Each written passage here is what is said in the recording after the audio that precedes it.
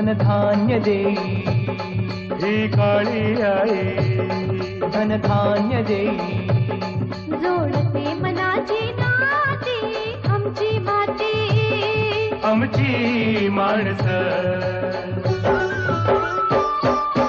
आमची माती आमची माणसं आमची माती आमची माणसं आमची माती आमची माणसं आमची माती आमची माणसं.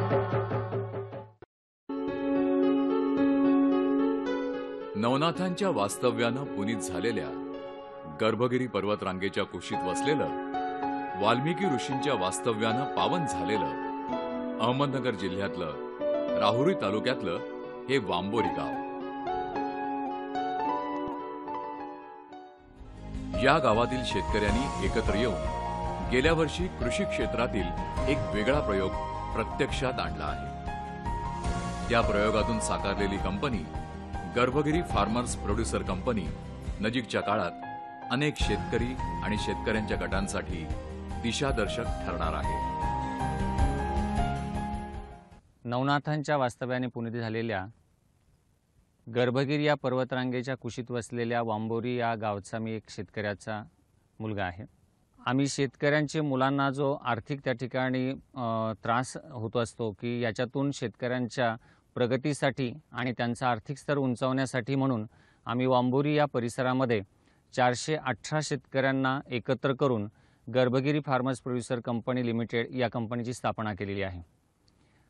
महाराष्ट्र स्पर्धाक्षम कृषी विकास प्रकल्प अंतर्गत जागतिक बँकेच्या सहकार्याने शेतकरी गटांना एकत्र करून त्या शेतकरी गटांचा उत्पादक संघ तयार करणे आणि त्याची कंपनीमध्ये रूपांतर करणे अशा प्रकारचा हा प्रकल्प आहे. तर या प्रकल्पाअंतर्गत आम्ही वांबोरी परिसरामध्ये 20 शेतकरी गटांना एकत्र करून हा गर्भगिरी फार्मर्स प्रोड्युसर कंपनी लिमिटेडची स्थापना केलेली आहे. एकूण या कंपनीचे 418 सभासद शेतकरी आहेत आणि या कंपनीचा स्थापनेमागचा मूळ उद्देश आमचा हा होता की शेतकऱ्यांचा जो आर्थिक स्तर आहे तो उंचावणे, शेतकऱ्यांची जी आर्थिक पिळवणूक होते व्यापाऱ्यांमार्फत दलालांमार्फत तर ती त्या ठिकाणी थांबवणे हा मुख्य उद्देश घेऊन या कंपनीची स्थापना आम्ही केलेली आहे. आपल्या शेतात आधुनिक कृषी तंत्रज्ञानाचा वापर करण्यात वांबोरीचे शेतकरी नेहमीच आघाडीवर असतात. कांदा हे या भागातील महत्त्वाचं पीक मानलं जातं. वांबोरीकरही आपल्या जमिनीत नियमितपणे कांद्याचं पीक घेत असतात. कृषी तज्ज्ञांच्या मार्गदर्शनाखाली वांबोरी गावच्या शेतकऱ्यांनी आधुनिक तंत्राची मदत घेऊन कांद्याचा आदर्श प्लॉट तयार केला आहे.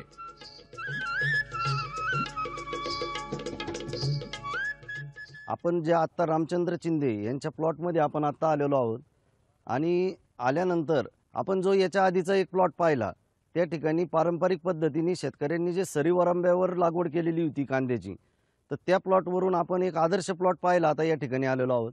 तर या ठिकाणी जर आपण पाहिलं तर आपल्या वांबोरी गावातलं मुख्य पीक कांदा आहे आणि या कांद्यात बरेचसे शेतकरी अजूनही सुद्धा आपण बरचसं तंत्रज्ञानाचा प्रचार करूनही सरीवरंबा पद्धतीवर म्हणा किंवा वाफे पद्धतीत कांदा लागवड करतात.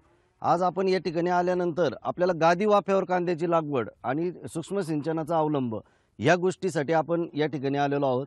दिवसेंदिवस भूगर्भातील पाण्याची पातळी खाली खाली जात आहे. त्यामुळे उपलब्ध पाणी वापरून अधिकाधिक कृषी उत्पन्न घेणं हे शेतकऱ्यांसाठी एक आव्हानच होऊन बसलं आहे. मात्र ठिबक सिंचनाच्या मदतीनं पाण्याचा मर्यादित वापर करूनही चांगलं उत्पन्न मिळवता येतं आणि खतांचीही बचत होते. सूक्ष्म सिंचनाचा म्हणजे ठिबकचा वापर या ठिकाणी केलेला आहे आणि गादे वाफ्यावर तर आता दोन बाबीमध्ये फरक असा होतो की ज्यावेळेस आपण सरीवरंब्यावर लागवड करतो त्यावेळेस 35 ते 36% क्षेत्र हे नुसतं तुमचं भुईदंडासाठी वायाला जातं. म्हणजे आपण जरी म्हणत असलो मी 1 एकर लागवड केली 2 एकर लागवड केली तर प्रत्यक्षात लागवड 2 एकर केलेली असताना क्षेत्रावर लागवड फक्त 1 एकरवर होत असती आणि आपण उत्पन्नाची अपेक्षा करतो की आपल्याला मोठं उत्पन्न 2 एकरातून इतकं मिळालं पाहिजे. तर मित्रांनो हे करत असताना जर आदर्श प्लॉट म्हणून आपण या ठिकाणी कशासाठी आलो की इथे 3-3.5 फुटाची एक रेज बेड ज्याला गादी वाफा म्हणतो आपण तो गादी वाफा केलेला आहे. तिथं बरोबर मधोमध एक लॅटरल टाकलेली आणि ठिबक सिंचनाद्वारे आपण सिंचन व्यवस्थापन करत आहोत. तर याचा एक प्रामुख्याने पहिला फायदा असा होतो की आपण तसे दुष्काळी पट्ट्यातले आहोत आणि मग पाणी नसताना पाण्याचा अपव्यय करणं हे एक अतिशय धोकादायक इथून पुढच्या काळात सिद्ध होऊ घातलेलं आहे. तर या ठिकाणी 60% पाण्याची बचत या ठिबकनी होती.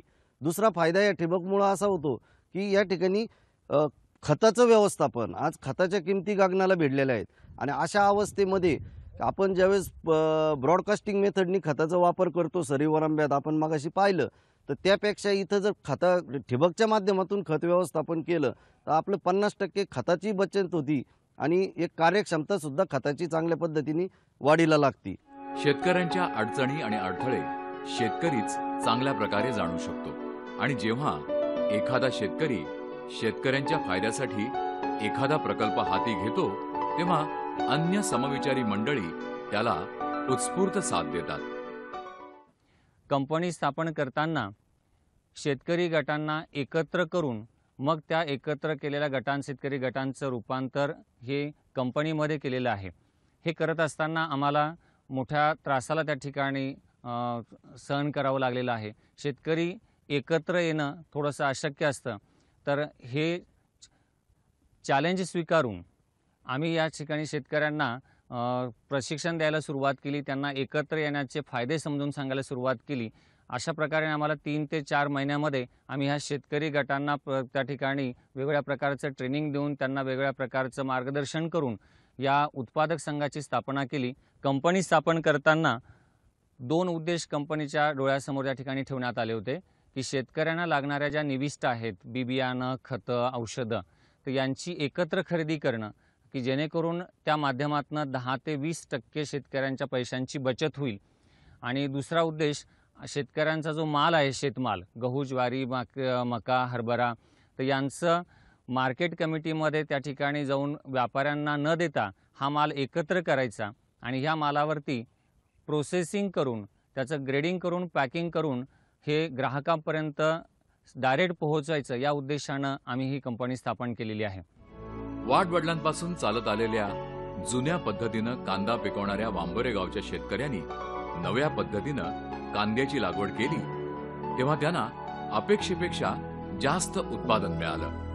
विनंती करतो की आपल्या शेतातील मातीचा नमुना तपासून घ्या आणि त्याप्रमाणे त्यावर तपासणीवर आधारित शिफारसींप्रमाणेच खतांचा वापर करा, तरच आपल्या समृद्धीची निश्चित हमी मिळू शकेल. आमची माती आमची माती.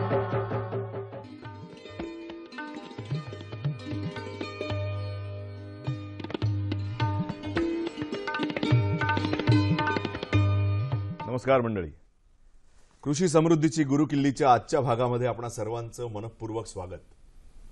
मंडळी, आपणा सर्वांना माहिती आहे की 2015 हे वर्ष आंतरराष्ट्रीय मृदा वर्ष म्हणून घोषित झालेलं आहे आणि त्याच अनुषंगाने शेतकऱ्यांना माती परीक्षणाचं महत्त्व समजावून देण्याच्या बाबतीत किंवा या मुख्य उद्देशाने भारत सरकार जमीन आरोग्याविषयीचं अभियान राबवत आहे.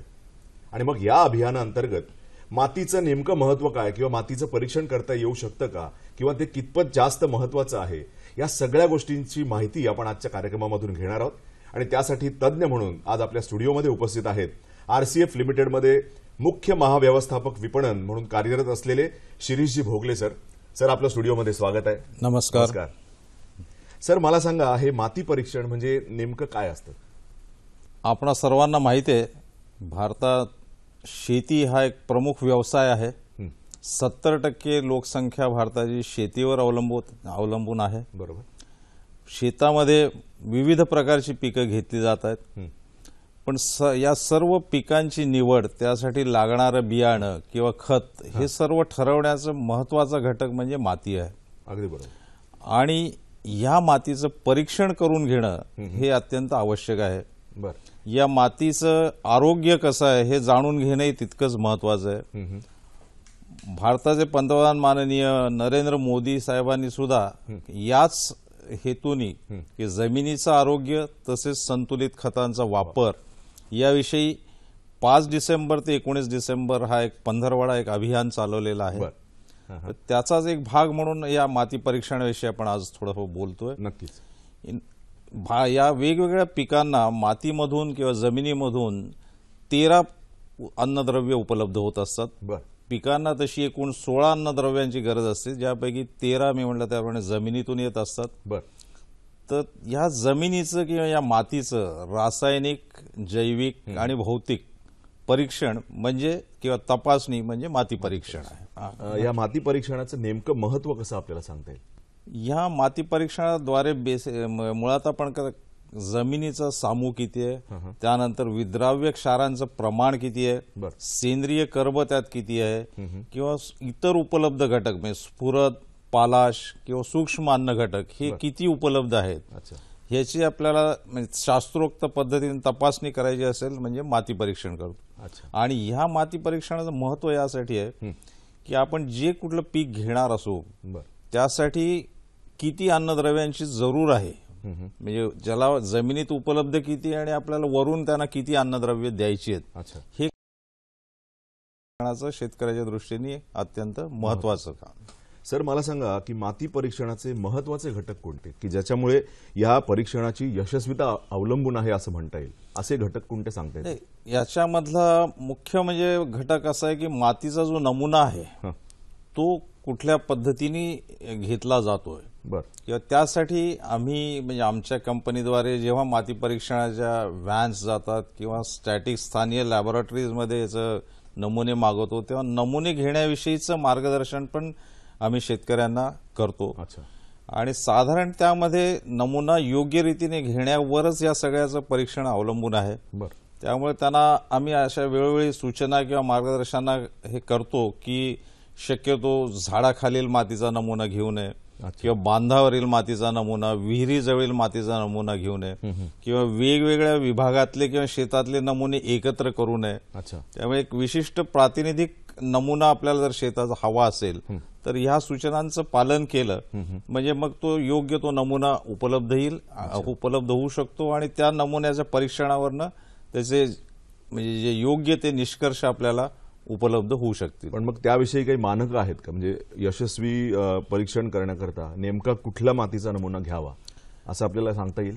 नाही, साधारण मी जसं म्हणलं की हे वेगवेगळ्या ठिकाणचे हे घटक म्हणजे झाडाखालचं किंवा हे अवॉइड केले आणि एक व्ही पद्धतीचा तो एक खड्डा खणावा लागतो, ज्या साधारण 9 इंच खोल असा, आणि त्यातून वेगवेगळ्या थरांची माती हे करून एक 4 भाग एकत्र काढायचे.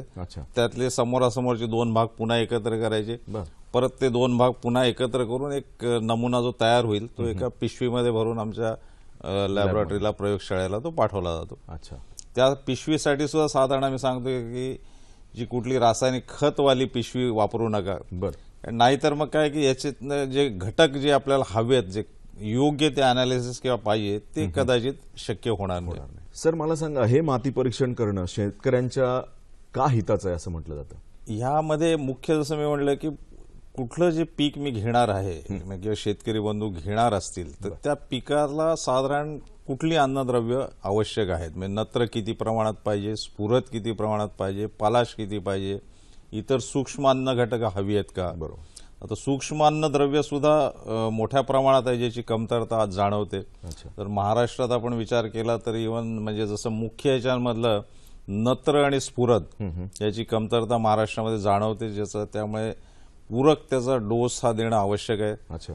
त्याचप्रमाणे हे काही सूक्ष्म अन्नद्रव्य सुद्धा ज्याची कमतरता आढळते त्याची पण तपासणी, कारण आमच्याकडे जे मातीची तपासणी होते त्यामध्ये या नत्र, स्फुरद, पालाश या सोबतच या सूक्ष्म अन्नद्रव्य जे आहेत त्यांची पण, त्या घटकांची पण तपासणी केली जाते. नेमके घटक कोणते सांगता येईल? हे ज्याला आपण म्हणजे आता इंग्लिशमध्ये कॉपर किंवा मराठ जस्त आहे, बोरॉन आहे, आयर्न किंवा लोह आहे, मॅंगनीज आहेत, अशा विविध सूक्ष्म अन्नद्रव्यांची उपलब्धता ही पण तपासली जाते. आणि हे सर्व करण्यात मगाशी जे तुम्ही म्हटलं की याचं गरज किंवा याचं महत्व काय आहे की साधारण आज काय झालं की शेतकऱ्यांपुढे विविध समस्या आहेत, म्हणजे उत्पादन किती येतं त्याची समस्या आहे, उत्पादनाला भाव काय मिळेल त्याची समस्या आहे, आणि हे सगळं जर साध्य झालं तरी मग पुन्हा खर्च किती, इनपुट्स किंवा हे जे बियाणं असेल, खतं असतील, यांच्या किमती वाढत चाललेल्या आहेत. याचा कुठेतरी जर योग्य एक ताळमेळ घालायचा असेल, सांगड घालायची असेल तर माती परीक्षण हे त्यातलं अत्यंत महत्त्वाचं म्हणजे स्टेप आहे किंवा एक योग्य ते म्हणजे पहिली आहे. त्यामुळेच तुम्हाला ठरवता येईल की मी विनाकारण जास्त खत घालतोय का. बेसिक गरज म्हणतो. हा, बेसिक ती गरज आहे. कारण काय होते की एक विशिष्ट लेवल नंतर त्याची म्हणजे उपयुक्तता खताची संपून जाते. अच्छा, म्हणजे असं नाही की मी 2 पोत्याच्या ऐवजी 5 पोती टाकले की माझं उत्पादन वाढणार आहे. त्यामुळे त्या पिकाला त्या जमिनीच्या याच्याप्रमाणे किती गरज आहे आणि हे जर जाणून घ्यायचं असेल तर माती परीक्षण हाच एकमेव पर्याय आहे. अच्छा, RCF किंवा आमच्या राष्ट्रीय केमिकल्स अँड फर्टिलायझर्सच्या जवळजवळ 12 ठिकाणी आमच्या भूमी परीक्षण किंवा सॉइल टेस्टिंग लॅबोरेटरीज आहेत. बरं. याशिवाय आमच्याकडे 6 मोबाईल सॉइल टेस्टिंग व्हॅन्स आहेत ज्या वेगवेगळ्या ठिकाणी हिंडून नमुने गोळा करतात किंवा प्रत्यक्ष त्याचं परीक्षण करून तिथल्या तिथे सुद्धा ते रिझल्ट जे आहेत परिणाम ते उपलब्ध करून देतोय. सर, मगाशी एका उत्तरामध्ये जमिनीचा सामू असा उल्लेख आला, तर मला जाणून घ्यायला आवडेल की जमिनीचा सामू म्हणजे नेमकं काय आणि त्याचं माती परीक्षणाच्या दृष्टीने काय महत्व आहे. जमिनीचा सामू किंवा इंग्लिशमध्ये त्याला पीएच असं म्हणतात. अच्छा, म्हणजे जमिनीची कंडिशन ही म्हणजे ती आम्लधर्मी म्हणजे ऍसिडिक आहे का विम्लधर्मी अल्कलाईन आहे हे ठरवण्यासाठी हा जमिनीचा सामू जो आहे तो माहिती करून घेणं आवश्यक असतं. अच्छा, साधारण जो नॉर्मल सॉइल जमिनीसाठी जो आहे तो 6 ते 8 मध्ये जर असेल तर ते नॉर्मल होते. जर ती ऍसिडिक किंवा आम्लधर्मी होत असेल तर ते 6च्या खाली तो सामू असतो. पण मग अशा जमिनींमध्ये पिकाची म्हणजे जे तुमचं उत्पादन आहे यील्ड आहे ते योग्य मिळू शकत नाही. त्यामुळे त्याला जमिनी ते पीएच नॉर्मल करणं हे आवश्यक असतं. बरोबर. मग ऍसिडिक सॉइलसाठी नॉर्मली जिप्सम हा एक मटेरियल हे उपलब्ध आहे आपल्याकडे ज्याचा वापर करून तो पीएच किंवा सामू हा नॉर्मल केला जातो. अच्छा, अल्कलाईन सॉइल्समध्ये जिप्सम वापरला जातं कारण जिप्सम हे मुळात ऍसिडिक असतं. ते ऍसिड आणि अल्कली म्हणजे रिॲक्शन होऊन ते न्यूट्रल होऊन तो सामू मेंटेन केला जातो. या उलट जर समजा जमीन ऍसिडिक असेल आणि तिला जर नॉर्मल करायचं असेल तर मग त्यात चुना किंवा निवळीचा कॅल्शियम कार्बोनेट म्हणतात त्याचाही वापर केला जातो. म्हणजे हेतू यामध्ये हा आहे की ह्याचा सामू जर एकदा कळला आणि आपल्याला काय कुठल्या प्रकारची जमीन सुधारणा करणं आवश्यक आहे ते केल्यानंतर अपेक्षित परिणाम जे आहेत की म्हणजे खतं वगैरे जो आपण सगळा खर्च करतोय बरोबर त्याचं पाहिजे तेवढं उत्पादन आपण मिळवू शकतो. हा एक भाग झाला. आणखीन मला असं जाणून घ्यायचं आहे की या माती परीक्षणामुळे शेतकऱ्यांचे नेमके फायदे काय काय होऊ शकतात. उपलब्ध किती अन्नद्रव्य आहेत आणि मी त्यानंतर काय द्यायची आहेत. अच्छा, हेच निश्चित हे जाणून घेण्यासाठी याचा मोठा फायदा होतो. आणि जसं मी म्हणलं की ही सर्वच जे घटक आहेत म्हणजे बियाणं असू द्या खतं असू द्या किंवा औषधं असू द्या यासाठी भरपूर पैसा शेतकऱ्याला खर्च करावा लागला. तर मग तो जर पाहिजे तेवढाच खर्च केला तर त्याच्या खर्चामध्ये बचत होणार आहे. अच्छा, कारण दुर्दैवाने काय होते की शेतकऱ्याच्या उत्पादनाची किंमत तो स्वतः ठरवू शकत नाही. बरोबर. इतर गोष्टींमध्ये जसं असतं की माझा उत्पादनासाठी लागलेला खर्च त्यात मी किती फायदा घ्यायचा आणि त्यानंतर मी एक विशिष्ट किमतीला ते विकीन. आज हा शेतकऱ्याच्या हातात ही शेतकऱ्याला बाजारात जो भाव चालत जाईल त्या भावात त्याला विकावं लागतं. काय यील्ड येईल, लहरी हवामान आहे, ग्लोबल वॉर्मिंग आहे, अवकाळी पाऊस आहे, कधी पाऊस पडत नाही, या अनंत समस्या असताना त्यातला एक उपाय त्याच्याकडे आहे की ज्याद्वारे मी माझा खर्च कमी करू शकतो आणि त्यासाठी हे उत्पन्न सुद्धा आणि अपेक्षित उत्पन्न चांगलं उत्पन्न घेऊ शकतो. नक्कीच. तर त्या ओव्हरऑल या सर्व दृष्टींसाठी माती परीक्षणाची नितांत गरज आहे. मंडळी, आजच्या या चर्चेतून माती परीक्षणाचं महत्त्व जाणून घेण्याचा प्रयत्न आपण केलाय. मला खात्री आहे आमच्या शेतकरी बांधवांनी जर या पद्धतीने आपल्या उपलब्ध मातीचं परीक्षण करून घेतलं तर उत्पादन वाढीसाठी त्यांना ते निश्चितच फायद्याचं ठरेल. सर, आपण आज इथं आलात आणि ही जी बहुमोल माहिती आमच्या शेतकरी बांधवांसाठी दिलीत त्याबद्दल आमच्या सर्व शेतकरी बांधवांच्या वतीनं आणि दूरदर्शनच्या वतीनं आपले मी मनपूर्वक आभार मानतो. धन्यवाद. धन्यवाद. मी पुन्हा एकदा आपल्या सर्वांना विनंती करतो की आपल्या शेतातील मातीचा नमुना तपासून घ्या आणि त्याप्रमाणे त्यावर तपासणीवर आधारित शिफारसींप्रमाणेच खतांचा वापर करा. तरच आपल्या समृद्धीची निश्चित हमी मिळू शकेल. धन्यवाद.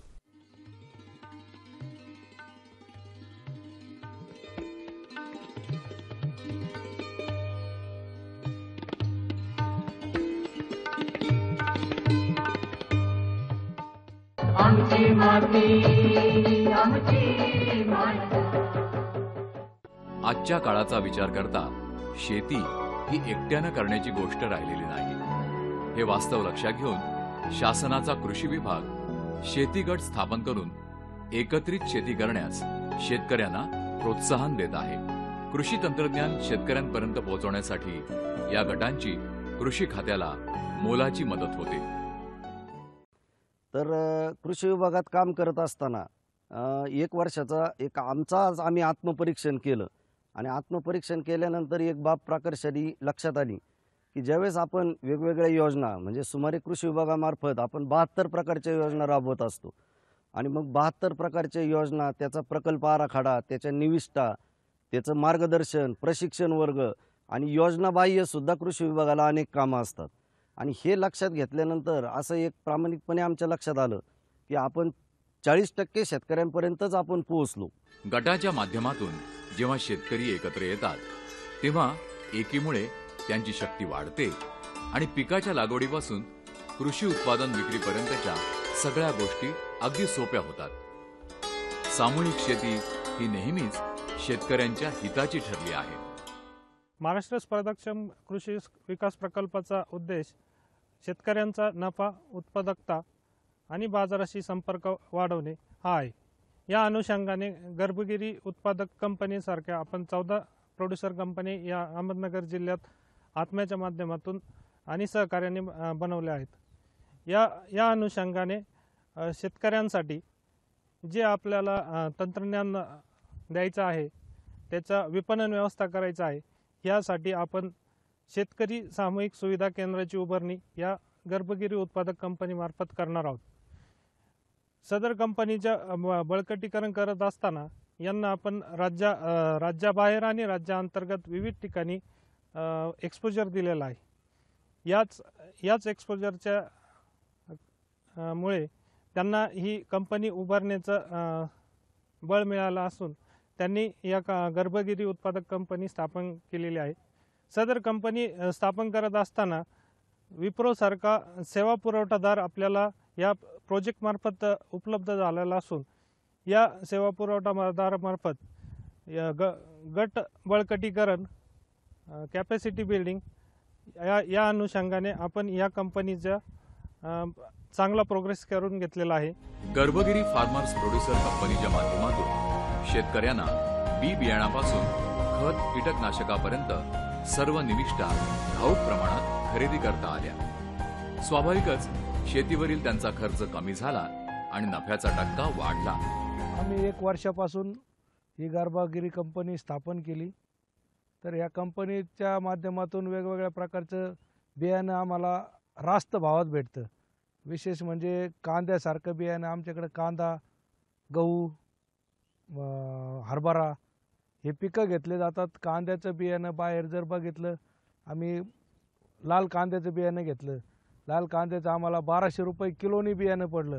तर बाहेर मार्केटमध्ये त्याची किंमत होती 3000 रुपये. त्यानंतर कंपनीमार्फतच आम्ही परत गावरान कांद्याचं बिये घेतलं, उन्हाळी कांद्याचं. त्या मार्केट रेट होता त्यावेळेस 3000 ते 3200 रुपयापर्यंत. त्यावेळेस आम्हाला हे 2500 रुपयापर्यंत बी भेटलं.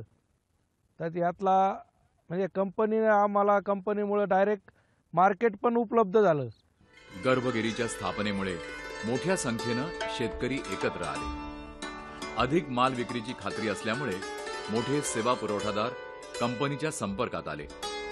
कंपनीचा पसारा वाढत जावा यासाठी शासनही वेगवेगळ्या उपक्रमातून कंपनीच्या बळकटीकरणासाठी सातत्यानं प्रयत्न करत आहे. वांबोरी गावात स्थापन झालेल्या शेतकरी गटामुळे आणि गटांच्या सहभागातून निर्माण झालेल्या कंपनीमुळे होत असलेले फायदे शेतकऱ्यांच्या ध्यानी येत आहेत. त्यामुळेच कंपनीला शेतकऱ्यांचा अधिकाधिक प्रतिसाद मिळत आहे.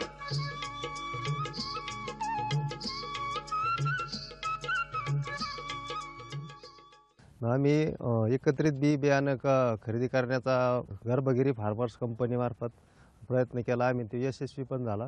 गर्भगिरी ह्या प्रोड्युसर कंपनीमध्ये सामील होण्याचा एकच उद्देश आहे की आज आपण पाहतोय की शेतकऱ्यांच्या बरोबरीला महिला सुद्धा आज बरोबरीला काम करत आहे, कष्ट करत आहे. सभासद शेतकऱ्यांच्या उत्पादनाला चांगला भाव मिळावा यासाठी गर्भगिरी कंपनी भविष्यात वेगवेगळे कार्यक्रम आणि उपक्रम राबवणार आहे. कृषी विभागही त्यासाठी सर्वतोपरी सहाय्य करणार आहे. तर अशा माध्यमातून हा 10 लाखाचा प्रोजेक्ट असताना प्रत्यक्षात आम्ही हा प्रोजेक्ट जवळपास 22 लाखापर्यंत आमच्या हिमतीवरती आम्ही पुढे नेलेला आहे. म्हणजेच अनुदानाची रक्कम 7,500 ही फिक्स असली तरी या रकमेचा आधार घेऊन शेतकऱ्यांची एक आदर्श अशा प्रकारची कंपनी आम्ही या ठिकाणी स्थापन करण्यास केलेली आहे. आणि थोड्या दिवसामध्ये 1 महिन्याच्या आत ह्या कंपनीचं प्रोडक्शन सुरू होतं आहे आणि अशा प्रकारचं ह्या प्रोडक्शन झाल्यानंतर हा माल डायरेक्ट ग्राहकापर्यंत पोहोचवण्यासाठी एक मार्केटिंग सिस्टीम आम्ही या ठिकाणी तयार करतो आहोत. तर अशा प्रकारे ह्या MSCPच्या आधारानं, जागतिक बँकेच्या आधारानं आम्ही शेतकरी एका उत्पादक कंपनीमध्ये त्या ठिकाणी रूपांतरित झालेलो आहोत. सध्याच्या ज्या परिस्थितीत शेतकऱ्यांची जी आर्थिक स्तर ढासळलेला आहे, तर या शेतकऱ्यांच्या, महाराष्ट्रातील शेतकऱ्यांच्या समोर एक आदर्श उदाहरण आम्ही निर्माण करत आहोत की शेतकरी हा एकत्र आला, शेतकरी एकत्र येऊन त्याने त्याचा स्वतःचा माल जो आहे तो ग्राहकापर्यंत जर डायरेक्ट पोहोचवला तर त्याचा आर्थिक स्तर उंचावू शकतो आणि कुठल्याही प्रकाराने त्याला कुणाच्याही कुबड्या, अनुदानाच्या कुबड्या घ्यायची गरज भासणार नाही किंवा सावकाराचं कर्ज त्या ठिकाणी घेण्याची गरज भासणार नाही आहे. तर अशा प्रकारचं एक आदर्श उदाहरण आम्ही महाराष्ट्रातील शेतकऱ्यांच्या समोर त्या ठिकाणी स्थापन करत आहोत. एकट्याने शेती करून नुकसान सोसणाऱ्या शेतकऱ्यांना एकत्र येऊन फायद्याची शेती करणाऱ्या शेतकऱ्यांचे अनुभवाचे बोल नक्कीच मोलाचे आणि मार्गदर्शक ठरतील.